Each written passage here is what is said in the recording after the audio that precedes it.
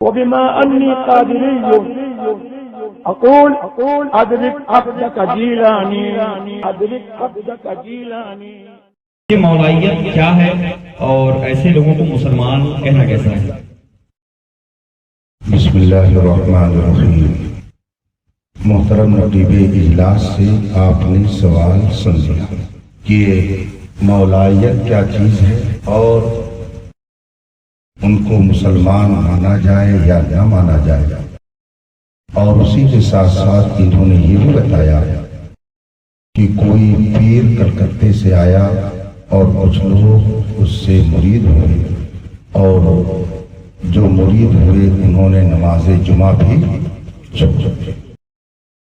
حضرت سیدنا مخدوم اشرف جہانگیر سمنانی قدس سرہ الربانی کے ارشادات کا مجموعہ ہے جس کو لطائف اشرفی کہا جاتا ہے.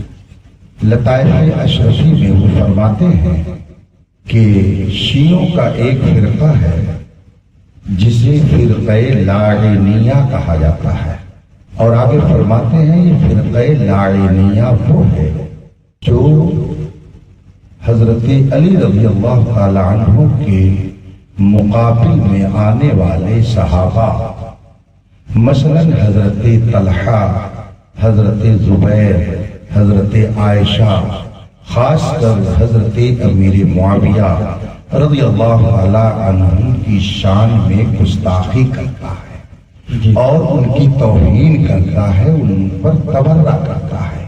حضرت مخدوم پاک نے یہ فرمایا ہے.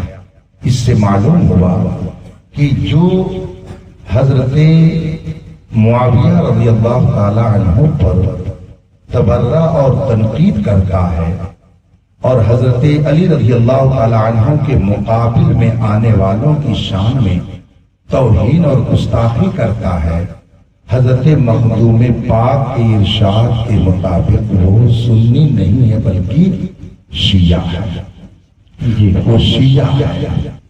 اگر آپ نے اتنی بات سمجھ لی تو آگے یہ بھی سمجھیے کہ آج کل جو مولائی فرقہ چل رہا ہے ان کا اصل نشانہ حضرت امیر معاویہ رضی اللہ تعالی عنہ کی توہین کرنا، ان کی شان میں گستاخی کرنا، بلکہ حضرت امیر معاویہ کے ساتھ ان سارے صحابہ کی توہین کرنا جنہوں نے حضرت امیر معاویہ کے ساتھ رہ کر اور ان کی بات کو مان لیا. ان سب کی توہین کرنے والا فرقہ فرقہ مولائیت کہلاتا ہے. تو حضرت مخدوم پاک کے فرمان کے مطابق فرقہ لاعنیہ کی نئی شکل کا نام مولائیت ہے. اور ظاہر سی بات ہے کہ جب وہ ایک شیعوں کا فرقہ ہوا تو سنیوں کے ساتھ نہ تو ایسے لوگوں کو اٹھنا بیٹھنا جائز ہے اور نہ ہی سنیوں کا ان سے راہ و نسب رکھنا جائز ہے. اگر صرف تنقید کریں صحابہ پر تو ابھی وہ گمراہ کہلائیں گے، اور اگر کسی صحابی کو کافر کہیں، جیسے اس وقت ہزاروں مولائی کہلانے والے حضرت امیر معاویہ رضی اللہ تعالی عنہ کو کھلا کافر کہتے ہیں، تو جو ایسے مولائی ہوں وہ خود کافر ہیں، وہ مسلمان نہیں ہیں.